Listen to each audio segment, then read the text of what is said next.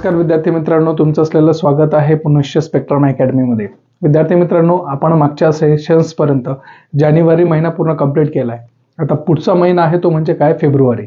फेब्रुवारीचं हे पहिलं सेशन असेल की ज्याच्यामध्ये आपण डिकोडिंग करणार आहे एक्झॅक्टली करंट अफेअर्सच्या संदर्भात।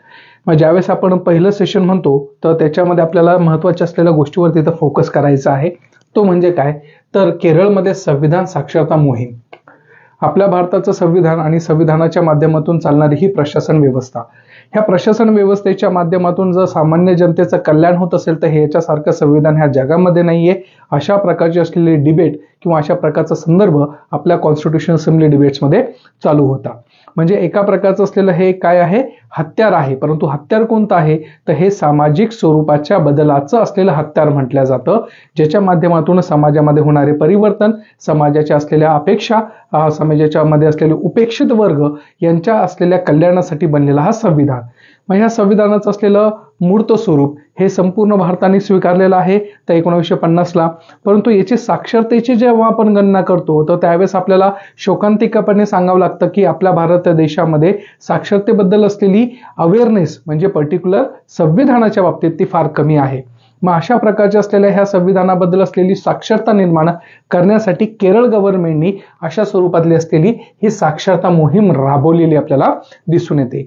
मग अशा प्रकारच्या असलेल्या काही गोष्टी जे करणार आहे तर ह्या सगळ्या गोष्टी करता वेळेस Kerala is a first state आपल्याला तिथं दिसून येते। मग अशा स्वरूपामध्ये जानेवारी 2023 मध्ये संविधान साक्षरता मोहीम कॉन्स्टिट्यूशनल लिटरसी कॅम्पेन काय केलेली आहे, आयोजित केलेले आहे। आणि केरळ अशा प्रकारच्या गोष्टी करणारा काय आहे, पहिलाच प्रयत्न आहे किंवा पहिलंच राज्य आपल्याला तिथं दिसून येते। मग अशा प्रकारे असलेला कोमल काय त्या प्रकारचा कोम्माहा हा प्रकारचा असलेला जो जिल्हा आहे तो काय आहे, संविधान साक्षरता जिल्हा म्हणून घोषित झालेला आपल्याला दिसून येतोय। मग तुम्हाला तिथं विचारलं जातं की कोणता जिल्हा, तर कोल्लम जिल्हा, तो काय आहे, कोल्लम जिल्हा। लक्ष ठेवायचं, कोम्माहा नाहीये तर काय आहे, कोल्लम जिल्हा। कोल्लम जिल्हा काय आहे, तर हा साक्षरता जिल्हा म्हणून कन्सिडर झालेला आहे, हे लक्ष ठेवणं गरजेचं आहे। लक्षात। मग दुसऱ्या करंट अफेअर्स मध्ये आपल्याला काय दिसून येत आहे, तर आरोग्य मैत्री प्रकल्प काय आहे, आरोग्य मैत्री प्रकल्प। ज्यावेळेस आपण बघतो की आंतरराष्ट्रीय स्तरावर किंवा भारताच्या स्तरावर विविध प्रकारचे असलेले किंवा एक वेगळ्या स्वरूपातले असलेली रोगराईचा असलेला जन्म झालेले आहे। मग तुमचा इबोला घ्या, झिका घ्या किंवा करोना सारखा व्हायरस घ्या, ह्या सगळ्या कुठेतरी असलेल्या नैसर्गिक स्वरूपातली जी आपत्ती आहे, ह्या आपत्तीमुळे संपूर्ण जग हा काय झालेला आहे, वेगळ्या प्रकारच्या असलेल्या दुर्दावस्थेमधून गेलेला आहे। मग ज्यावेळेस आपण भारताचा विचार करतो तर भारताने संपूर्ण जगाला वसुदैव कुटुंबकम ह्या नावाच्या असलेल्या संकल्पनेमध्ये गुंडाळण्याचा प्रयत्न केलाय। मग हे फक्त शब्द नसून तर कृतीमध्येही उतरले पाहिजे। मग अशा वेळेस जर मानवनिर्मित आपत्ती असेल किंवा नैसर्गिक स्वरूपातली आपत्ती असेल आणि ह्या आपत्तीला जर समोर जाण्यासाठी जर अवघे धरू सुपंत ह्या नावाखाली असलेलं जर आपण सगळे देश एकवटलो, एकत्रित आलो आणि एकत्रितरित्या सगळ्या गोष्टीची असलेली पूर्तता जर त्या पद्धतीने होत असेल तर उद्या चालून संपूर्ण जगामध्ये सुख शांती नांदल्याशिवाय पर्याय राहणार नाही। परिणाम स्वरूप अशा पद्धतीच्या गोष्टी तिथपर्यंत पोहोचाव्या आणि सर्व देशांच्या असलेल्या अस्तित्वाच्या संदर्भामध्ये एकवटल्या जावं, याच्यासाठी माननीय मंत्री पंतप्रधान मोदी साहेब यांनी काय केलेलं आहे, आरोग्य मैत्री प्रकल्प हा रुजू केलेला आहे। मग अशा प्रकारचा हा प्रकल्प जानेवारी 2023 मध्ये केलेला आहे की ज्याच्या अंतर्गत आपण विविध देशाच्या संदर्भामध्ये आपण काय करतोय, अशा प्रकारचं असलेलं उत्कृष्ट अशा केंद्र स्थापन करतोय। उत्कृष्टता केंद्र म्हणजे काय की जिथं तुमच्या असलेले जेवढे पण मेडिकल फॅसिलिटीज असेल, मेडिकल इक्विपमेंट्स असेल, मेडिकल असलेल्या काही ज्या ट्रीटमेंट्स असेल त्या प्रत्येक देशाला काय केला जाणार आहे, इमर्जन्सी म्हणून सर्व्हिस केल्या जाणार आहे। जसं की आपण नुकतंच बघतो तर करोनाच्या काळामध्ये पाकिस्तान भले की आपल्याकडे वैर स्वरूपामध्ये एकमेकांना बघितलं असेल तरीही आपण त्याच्या माध्यमातून वॅक्सिन आपण तिथं प्रोव्हाइड केलेलं आहे। का, आपल्याकडे जसं मानव जमात आहे तिथंही मानव जमात आहे आणि ह्या मानव जमातीचं असलेलं संरक्षण आणि संवर्धन करायचं काम हे कोणाचं आहे, तर पर्टिक्युलर असलेल्या संपूर्ण मानव जातीचं आहे।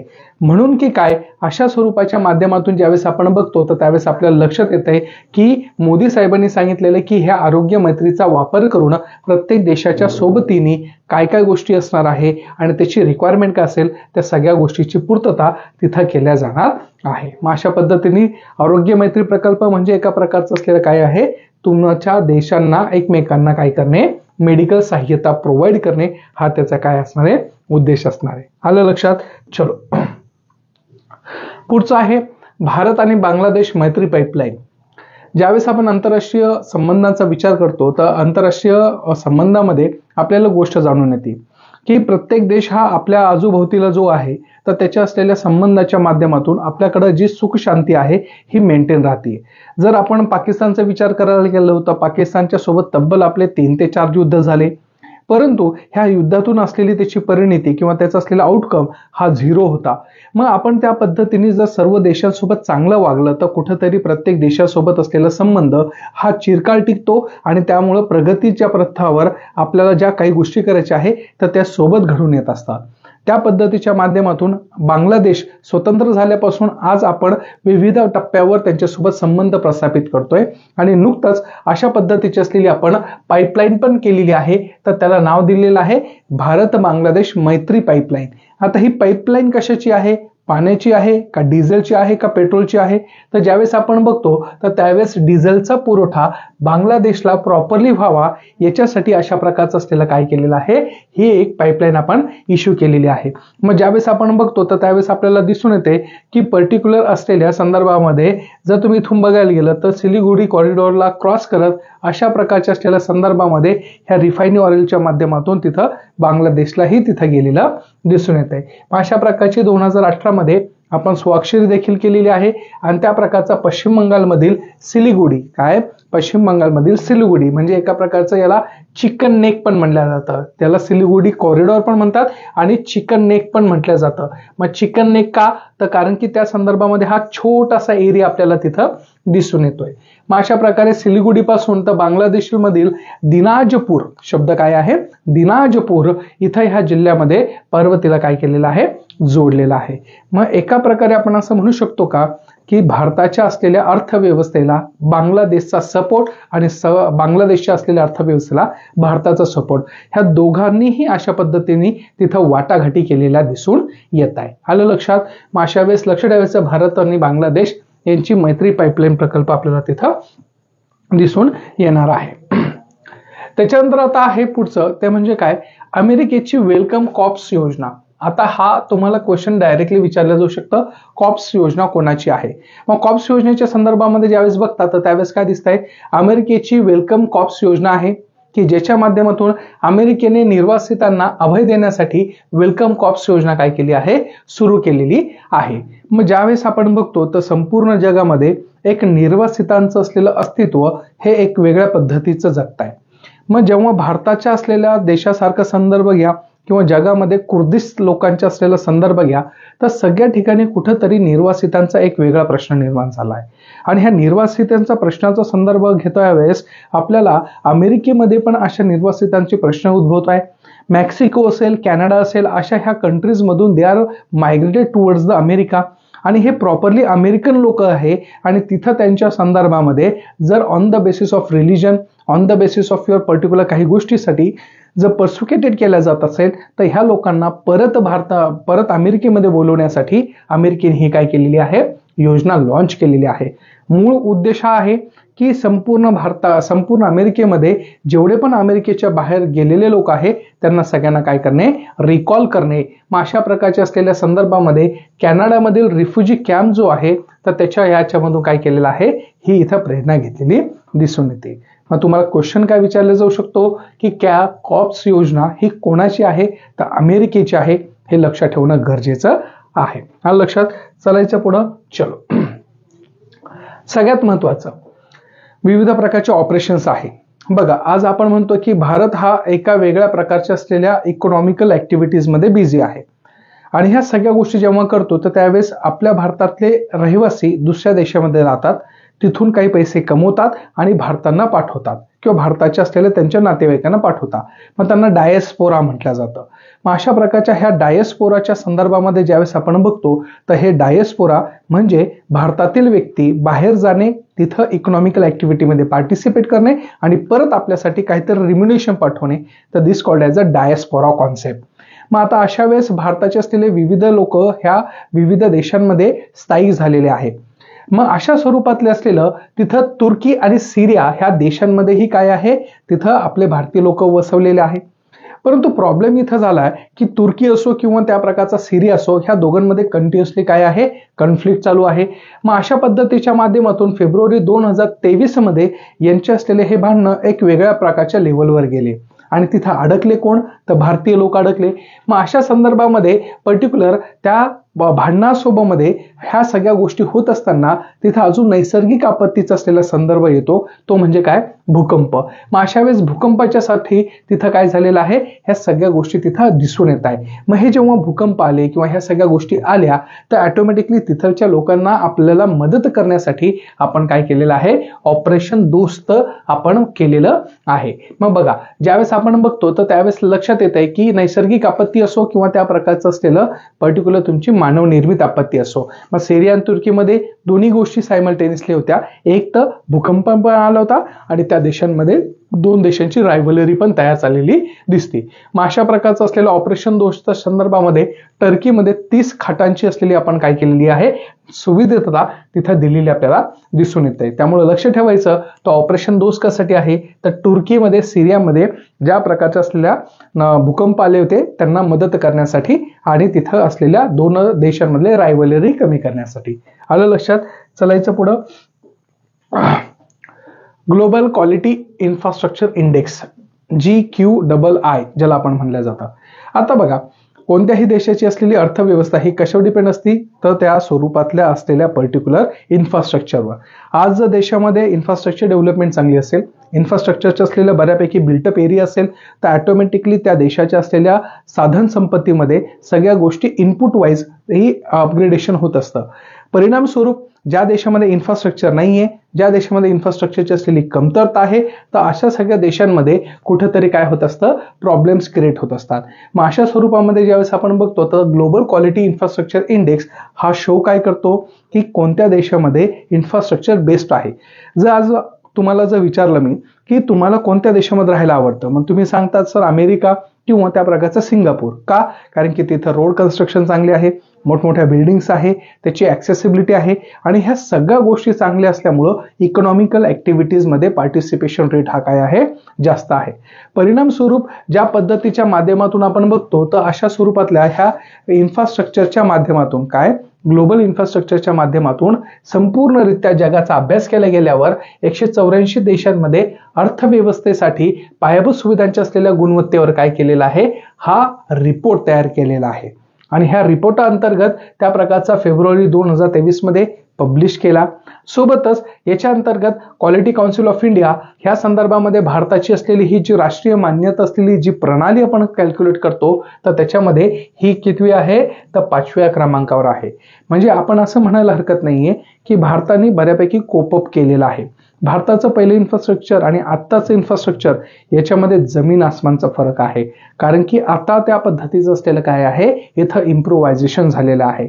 आता रोड कन्स्ट्रक्शन असेल, मोठमोठ्या बिल्डिंग्स असेल, हॉस्पिटल असेल किंवा बाकीचे काही गोष्टी असेल तर त्याचं असलेली पूर्तता ही भारत सरकार काय करते, व्यवस्थितरित्या करते. मग अशा स्वरूपामध्ये भारतामध्ये कोणती अशी काउन्सिल आहे जी की इन्फ्रास्ट्रक्चरचं अनालिसिस करते, तर ती आहे क्वालिटी काउन्सिल ऑफ इंडिया. हिचा जगामध्ये कितव्या क्रमांकावर आहे, तर 5व्या क्रमांकावर आहे. हे लक्ष ठेवणं गरजेचं आहे. मग सर्वात भारी कुठं आहे, तर जर्मनी पहिल्या क्रमांकावर आहे आणि चीन आणि अमेरिका हे अनुक्रमे द्वितीय आणि तृतीय क्रमांकावर आपल्याला तिथं दिसून येत आहे. मग अशा पद्धतीच्या माध्यमातून तुम्ही लक्षात घेऊ शकता की कशा स्वरूपामध्ये कोण डेव्हलप आहे आणि कसं अंडर डेव्हलप आहे. आलं लक्षात. मग अशा पद्धतीच्या ग्लोबल क्वालिटी इन्फ्रास्ट्रक्चर इंडेक्स मध्ये आपल्याला दिसून येत आहे. त्याच्यानंतर आहे महाराष्ट्राच्या चित्ररथावर 3.5 शक्तीपीठ आहे. आपल्या भारताच्या असलेल्या प्रजासत्ताक दिनानिमित्त विविध देशांचे असलेले प्रमुख पाहुणे येत असतात. ह्यावेळेस आपल्याकडे इजिप्तचे असलेले राष्ट्राध्यक्ष सीसी साहेब येऊन गेले. मग त्यांच्या असलेल्या गोष्टीसाठी आपल्या संपूर्ण भारतामध्ये काय वैशिष्ट्यपूर्ण गोष्टी आहे, मग ते कल्चरली, त्याच्यानंतर सेफ्टीली किंवा आपण ज्याला म्हणतो सिक्युरिटीली, ह्या सगळ्या काही गोष्टी असेल ते त्यांच्यासमोर मांडतो आपण किंवा त्यांच्यासमोर आपण त्या गोष्टी तिथं सांगतो. मग अशा स्वरूपामध्ये महाराष्ट्राचा जो चित्ररथ आहे तर त्याचंही प्रदर्शन तिथं झालं आणि महाराष्ट्राच्या चित्ररथावर काय होतं, तर 3.5 शक्तीपीठ होते आणि त्याच्या प्रदर्शनाला आपल्याला काय झालेलं आहे, त्या प्रकारचा असलेला पुरस्कार भेटलेला आहे. मग अशा स्वरूपामध्ये जेव्हा हे दिल्लीमध्ये कार्यक्रम चालू होता तर त्यावेळेस कोल्हापूरची महालक्ष्मी मंदिर, त्याच्यानंतर तुळजाभवानी, माहूरची देवी आणि त्या वणीच्या देवीची असलेली ही तर प्रतिमा तिथं आपण प्रदर्शित केली आणि त्याला पहिला क्रमांक भेटलेला आहे. आपल्या महाराष्ट्रासाठी अभिमानास्पद गोष्ट आहे. त्यामुळं एक्झामच्या ओरिएंटेशनने लक्ष ठेवायचं की ह्यावेळेस कशाला त्या गोष्टीच्या माध्यमातून स्त्री शक्ती जागर करण्याचा आपण काय करतोय, प्रयत्न करत आहोत. हा लक्षात. चलो, महाराष्ट्राच्या चित्ररथाला द्वितीय क्रमांकाचा पुरस्कार झालेला आहे. आता पहिल्या संदर्भामध्ये 3.5 शक्तीपीठांना पहिला भेटला आणि त्या प्रकारचा जो दुसरा आहे चित्ररथ तर त्याला किती भेटलेला आहे, द्वितीय क्रमांक भेटलेला आपल्याला दिसून येतोय.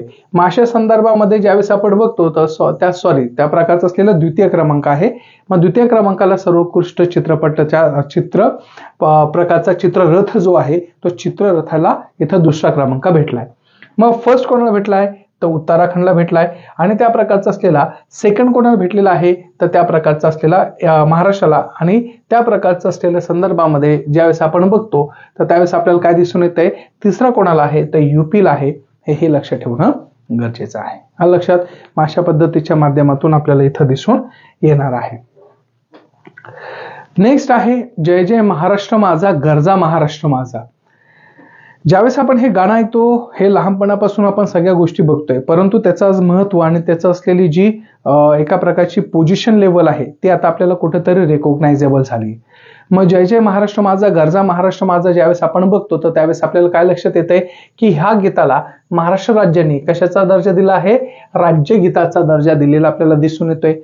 मग हे तुम्हाला क्वेश्चन विचारलं जातं की जय जय महाराष्ट्र माझा आणि गरजा महाराष्ट्र माझा हा कोणी लिहिलेला आहे तर त्या प्रकारचं असलेलं कविवर्य कोण, राजा निळकंठे बडे यांच्या असलेल्या त्या प्रकारच्या गोष्टीच्या माध्यमातून ह्या गीतामधील त्यांनी लिहिलेलं आहे आणि त्यांच्या असलेल्या ह्या गीतांमधून राज्यगीत म्हणून आपण काय केलेलं आहे, घोषित केले आपल्याला दिसून येते. आणि हे गाणं म्हटलं कोणी आहे तर शाहीर साबळे यांनी म्हटलेलं आहे. कोणी म्हटलेलं आहे, शाहीर साबळे यांनी म्हटलेलं आहे.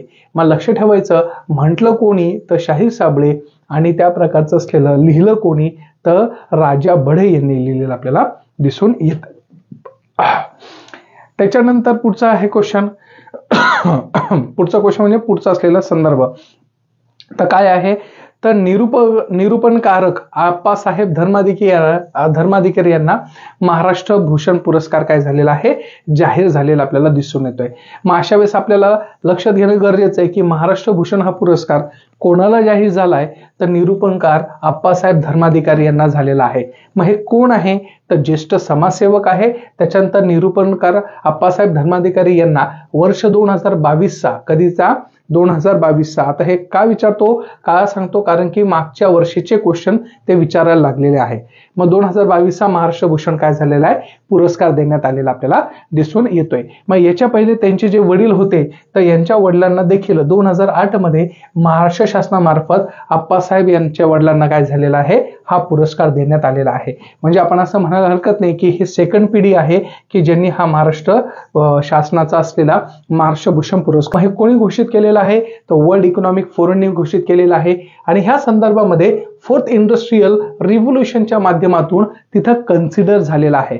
मग 4th रिव्होल्यूशन इंडस्ट्रियलायझेशन म्हणजे काय की त्या प्रकारचं असलेलं हे जे इंडस्ट्रियलायझेशन होणार आहे तर त्याच्यामध्ये बूम आणायचं काम हे कुठं केलं जात आहे तर पर्टिक्युलर असलेल्या ह्या हैदराबाद मधून केलं जातं. हेही लक्षात घेणं गरजेचं आहे. लक्षात. त्याच्यानंतर आहे त्या प्रकारचं असलेलं ते म्हणजे काय, कृषी गतिवर्धन निधी. पुढचा करंट अफेअर्स काय आहे, कृषी गतिवर्धक निधी आहे आपल्याला दिसून येते. मग आता हा निधी आहे काय आहे, हा एका प्रकारचा निधी आहे. आता बघा आपल्याकडे ग्रामीण भाग आहे आणि ग्रामीण भागामध्ये ऍग्रिकल्चरचं जे सेक्टर आहे त्याचं कॉन्ट्रीब्युशन विदिन द जीडीपी हे कमी होत चाललं आहे. दुसरी गोष्ट त्याच्याकडं रोजगारांची संख्या जास्त आहे परंतु ती अनफ्रुटफुल आहे, म्हणजे त्याचा उपयोग जास्त होत नाही. मग ह्या सगळ्या गोष्टी होत असताना ज्यावेळेस आपण बघतो तर त्यावेळेस आपल्याला कृषीला आपल्याला ऍग्रिकल्चरला काय करायचं आहे, गती द्यायची आहे. म्हणजे एका स्वरूपातलं त्याचं असलेलं रिफॉर्मेटिव्ह ऍक्शन्स आपल्याला घ्यावं लागणार आहे. मग अशा ओरिएंटेशननी आपल्याकडचं जे ऍग्रिकल्चर सेक्टर्स आहे त्याला प्रमोट कसं करता येईल तर त्याच्यासाठी आपल्या लक्षात येतं की ग्रामीण भागामधील असलेली युवा उद्योजकांना विशेषतः कोणत्या ग्रामीण भागातल्या युवा उद्योजकांना कृषी स्टार्टअप्स उभारण्यासाठी त्या प्रकारचा असलेला पैसा पुरवण्यासाठी आपल्याकडे इंडिया गव्हर्नमेंटने काय केलं आहे, कृषी गतिवर्धक अशा प्रकारचा निधी तयार केलेला आपल्याला दिसून येतोय. मग अशा प्रकारचा असलेला कृषी गतिवर्धक निधीचं एकच एम असणार आहे की रुरल एरियामधलं युवा उद्योगांना, मग जसं की जेनिंग प्रेसिंग असेल किंवा दुधाच्या संदर्भात काही गोष्टी असेल तर हे तिथं प्रोडक्टिव्हिटी काम करायच्या संदर्भामध्ये दिसून येणार आहे. मग अशा प्रकारचं असलेलं नियर टू 186 लाख करोड हा त्या प्रकारचा असलेला 5 इयर प्लॅन्स 2020 मध्ये अलोकेट केलेला आपल्याला दिसून येतोय. आलं लक्षात. मग अशा पद्धतीच्या माध्यमातून ही कृषी गतिवर्धक निधी आपल्याला तिथं दिसून येणार आहे. त्याच्यानंतर आहे स्की यूटीएम. काय आहे, स्की यूटीएम. मग स्की यूटीएम काय आहे तर भारतातील पहिली drone air traffic management system आहे. Very IMP. काय आहे, स्की यूटीएम आहे. मग अशा स्वरूपातली भारतातील पहिली ड्रोन एअर ट्रॅफिक मॅनेजमेंट. आज आपल्या भारताची लोकसंख्या वाढते, लोकसंख्या वाढली की त्या प्रकारचं असलेलं ट्रॅफिक वाढणार आणि ट्रॅफिक वाढलं तर आपल्याकडे जे ट्रॅफिक ऑफिसर्स आहे तर त्यांच्यावर हा ताण पडणार. मग ह्या गोष्टीला कुठेतरी बाजूला सरून टेक्नॉलॉजिकलचं असलेलं युटिलायझेशन कसं करता येईल आणि त्या पद्धतीच्या माध्यमातून भारतामध्ये कशा स्वरूपामध्ये ह्या गोष्टी करता येईल याच्यासाठी स्की यूटीएम आपण काय केलेलं आहे तिथं आपण तयार केलेला आपल्याला दिसून येत आहे. मग अशा पद्धतीच्या माध्यमातून याचा पहिल्यांदा उपयोग कुठं केलाय तर हरियाणामधील गुरुग्राम इथे याचा यूज केला आणि याच्या माध्यमातून कुठंतरी ड्रोनच्या माध्यमातून ट्रॅफिक मॅनेजमेंट करण्याचा काय केलाय आपण प्रयत्न केलेला तिथं दिसून येतोय. आलं लक्षात. मग अशा पद्धतीच्या माध्यमातून तुम्ही त्याला बघू शकतात. शेवटचं आहे ते म्हणजे काय, परख. काय आहे, परख. परख काय आहे तर भारतातील पहिले राष्ट्रीय मूल्यांकन नियामक आहे. काय आहे, भारतातील पहिले राष्ट्रीय मूल्यांकन नियामक आहे. जानेवारी 2023 मध्ये national council for education research and training ह्या संदर्भामध्ये ज्यावेळेस आपण NCERT ज्याला म्हणतो यांनी परख म्हणजे performance assessment review and analysis of a knowledge for the holistic development हे भारतातील पहिले राष्ट्रीय मूल्यांकन नियामक आपण काय केलंय, अधिसूचित केले. मग याच्यासाठी आपल्याला काय आहे की सर्व बोर्डांचं मूल्यांकन करणे आणि मार्गदर्शक तत्वे तिथं साध्य करणे. ज्यावेळेस आपण आज बघतो की SSC बोर्ड असेल, CBSE बोर्ड असेल, IB बोर्ड असेल, असं जर कॅटेगराईज करायला गेलं तर IB चे विद्यार्थी फार मोठे म्हणजे हुशार, इंटेलेक्ट असं समजलं जातं आणि SSC बोर्ड म्हणजे एकदम त्या प्रकारचे असलेले विद्यार्थ्यांचं असलेलं कमजोरपणा. मग हे जेव्हा कंपॅरिझन होतं तर त्यावेळेस कुठंतरी काय होतं, इन्फिरियर कॉम्प्लेक्स क्रिएट होतो. मग याच्यामुळे विद्यार्थ्यांमध्ये असलेली त्या प्रकारची असलेली जी आपण म्हणतो ना अचीव्ह करण्याची शक्ती असते ती कुठेतरी कमी जास्त होती. मग हे जेव्हा आपण सगळं बघतो तर त्यावेळेस आपल्याला लक्षात येत आहे की हे परख हे भारतातील पहिले राष्ट्रीय मूल्यांकन नियामक काय केलेलं आहे, स्टार्ट केलेलं आपल्याला दिसून येत आहे. आलं लक्षात.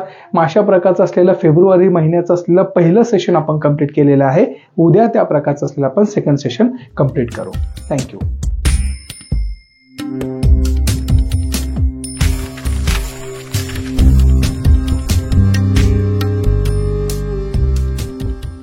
पंधरा ऑगस्ट असं उद्गारल्यावर आपल्या समोर येतात ते दोन भारत.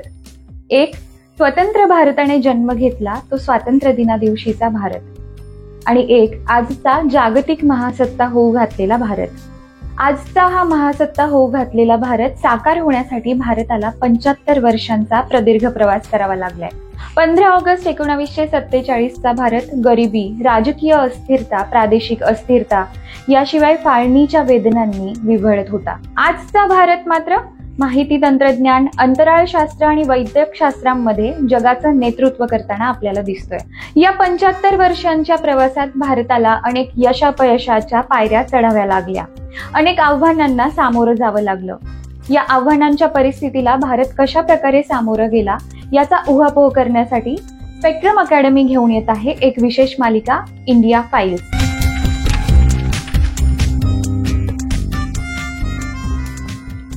अतिशय सोप्या आणि रंजक शब्दात सर्वांनी पाहावा, समजून घ्यावा आणि इतरांनाही सांगावा असा ज्ञानवर्धक उपक्रम आणि यासोबतच जिंका हजारोंची बक्षिसं. या उपक्रमात सहभागी होण्यासाठी ना वयाची अट आहे ना कोणते शुल्क.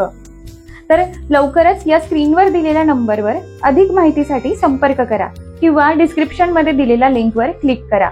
धन्यवाद.